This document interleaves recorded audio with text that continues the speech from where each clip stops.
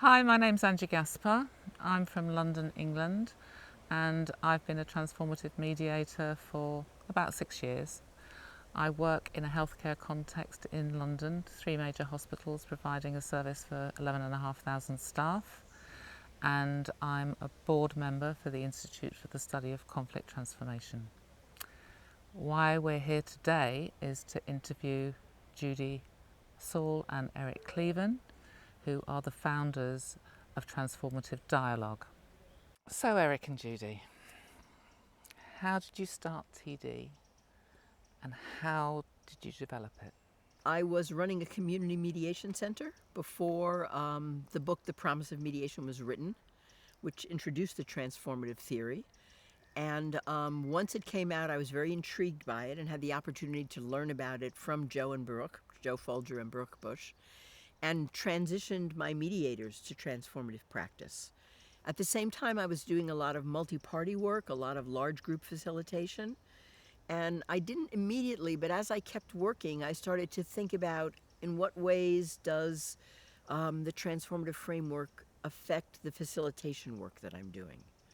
And as I began to think about that, my practice evolved to be more consistent with transformative practice. And I think Eric will say a little, and actually how it came up with the term transformative dialogue.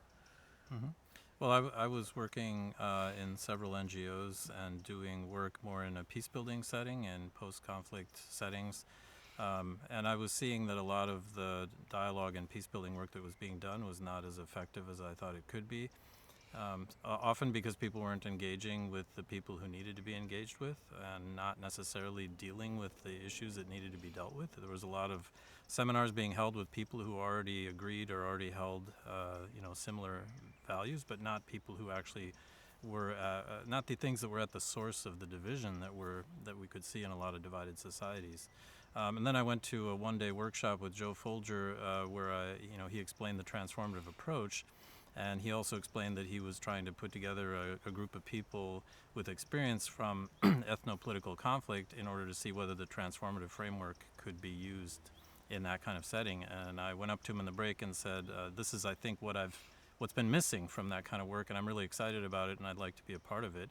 And so I was invited to be part of that initial team that started thinking about it, and from there we started to brainstorm what would this look like? What would it look like to apply the transformative framework to either ethno-political conflict settings or to multi-party and group settings or community settings? And it's taken a while to figure out what that looks like, and I think we're still working on it, but what we now call transformative dialogue is a result of that work.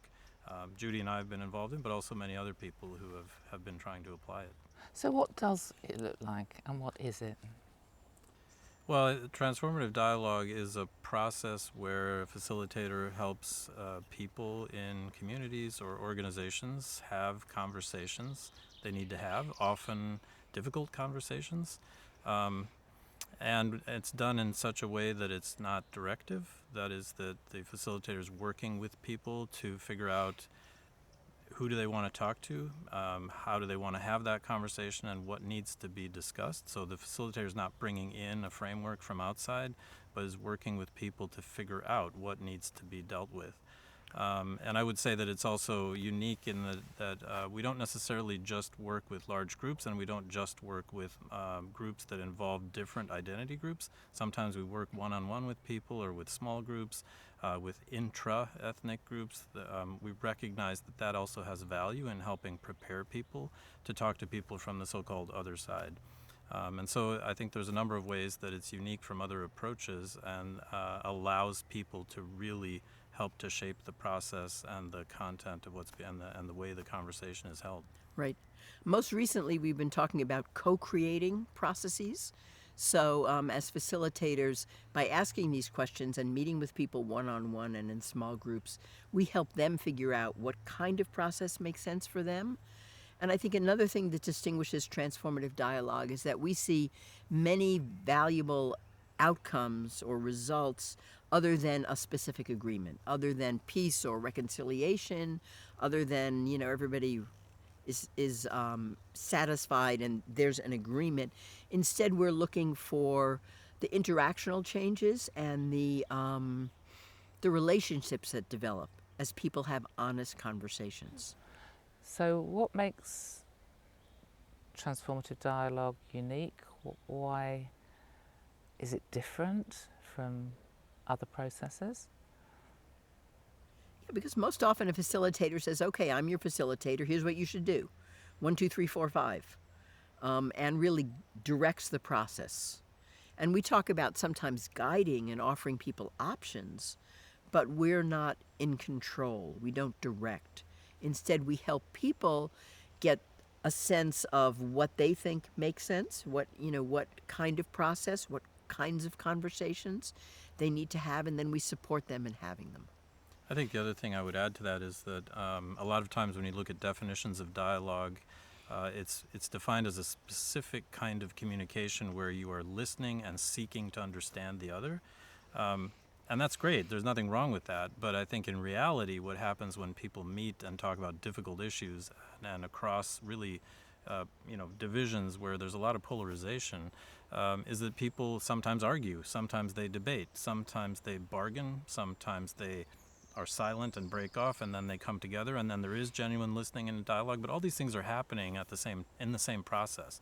And we wouldn't say that, well, now we're not having dialogue anymore. We would say dialogue has to involve all those things, because that's how people work through really difficult issues. And so we're not restricting the definition of dialogue to a specific type of ideal speech, but we're saying wherever people need to go, we're going to be with them and following them and sitting with them and helping them through that difficulty. And I'm wondering how transformative dialogue is different from transformative mediation. Yeah, well, it is similar. I mean, fundamentally, it's based on the same understanding of conflict as relational. So, not seeing conflict as a problem to be solved, and needs and interests to be defined and then negotiated about, but rather understands conflict as a crisis in human interaction, as a difficulty listening and speaking. So, in that way, it's similar. Some of the techniques used are similar: reflection, summary, checking in, but it's also very different.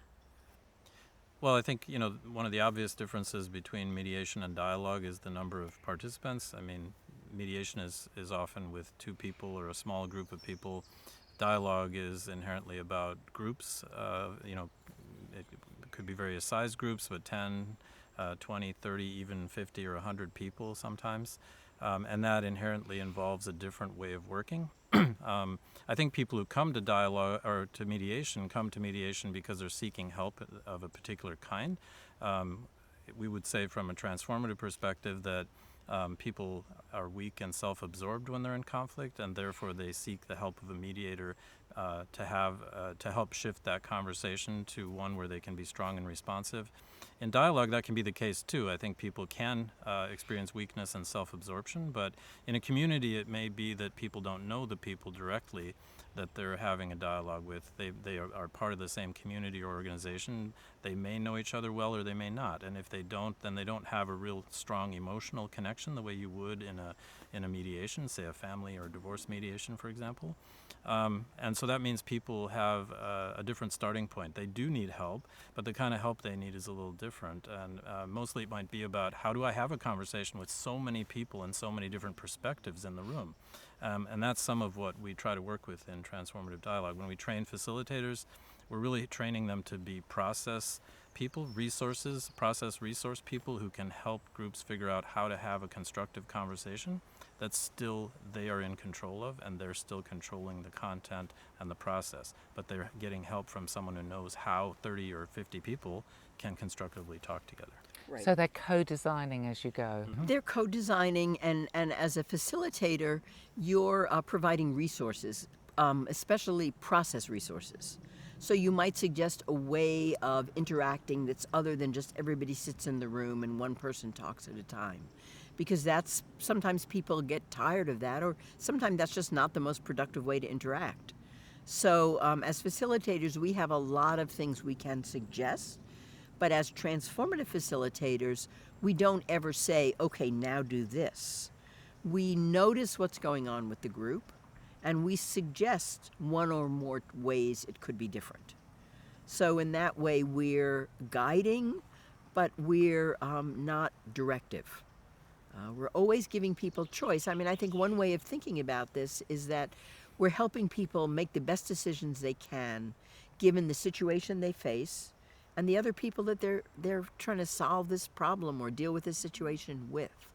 So, And what sort of problems or situations are you called to work with people? Well, there can be a lot of different kinds of settings and contexts where this has been and can be applied. I have background from working with ethno-political conflict, and after violent conflict, there's often very deep divisions between members of different ethnic groups, and I think this is the kind of thing where transformative dialogue can help people in those kinds of communities work through the kinds of differences they need to work through in order to transition from violent conflict to peace. We also see that in cities and in the United States, people are benefiting from transformative dialogue because there are a lot of divisions in the United States right now. Some of them are racial divisions, others are divisions about politics. And people, I've had a lot of people tell me that there are people who aren't talking together who should be talking together, but we need help to do that. And people say I'm afraid of having a conversation with someone who's different than me because I'm afraid either I'll hurt their feelings or I will perhaps lose control of my own emotions, and so I want the help of a facilitator to have that kind of conversation. right.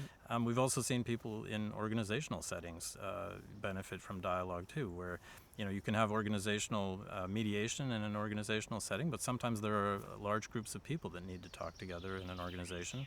And I think transformative dialogue can be very helpful and supportive in that kind of setting too. So really, there's no limit to where I think it can be useful. Obviously, all of those different settings pose different kinds of challenges. Right. But I think transformative facilitators are open and flexible and ready to be responsive and listening to what people need and then to provide what's right in that particular setting.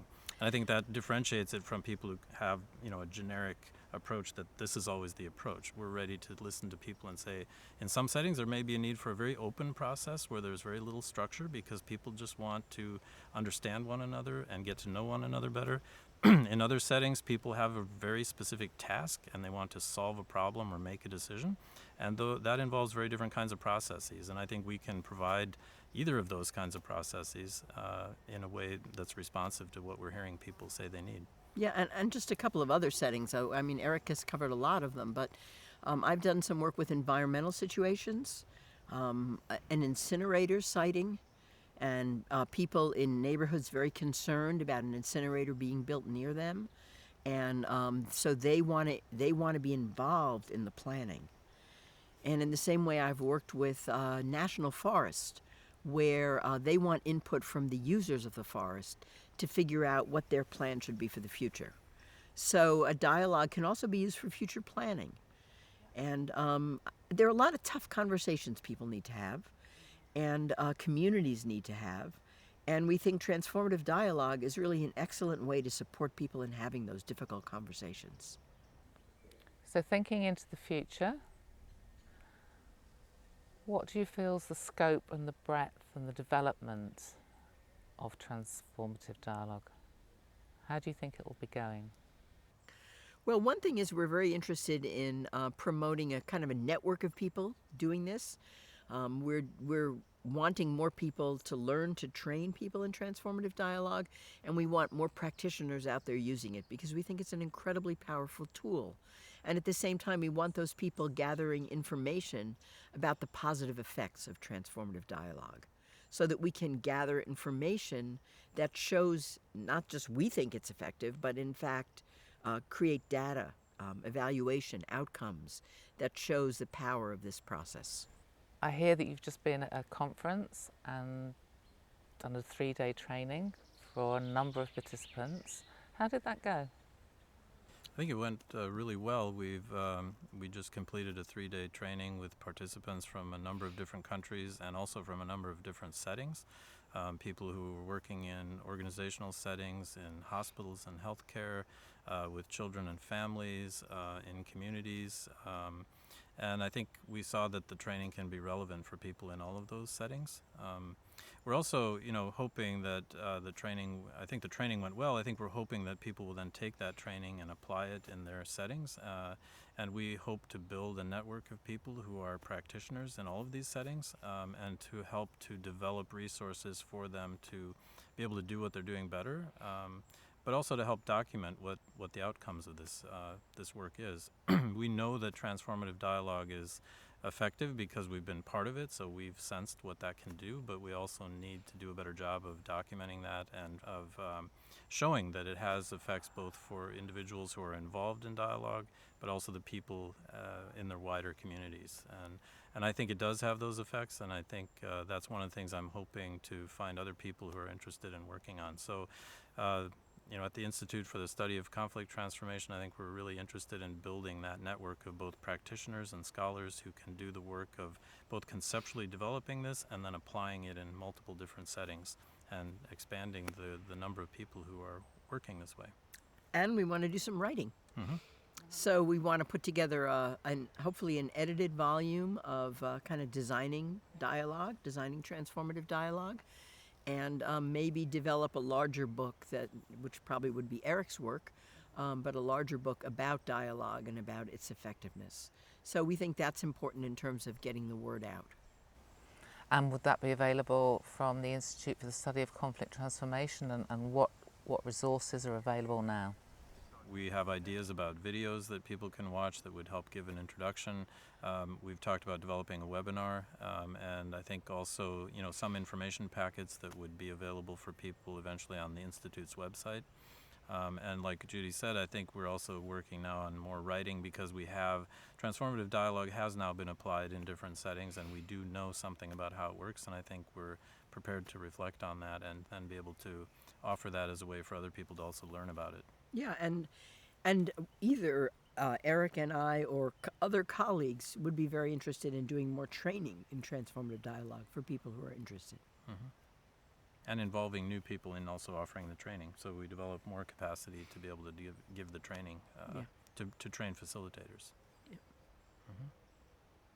Thank you very much for talking about transformative dialogue, its applications, its purpose, and where it's going. Great. Thank Thank you.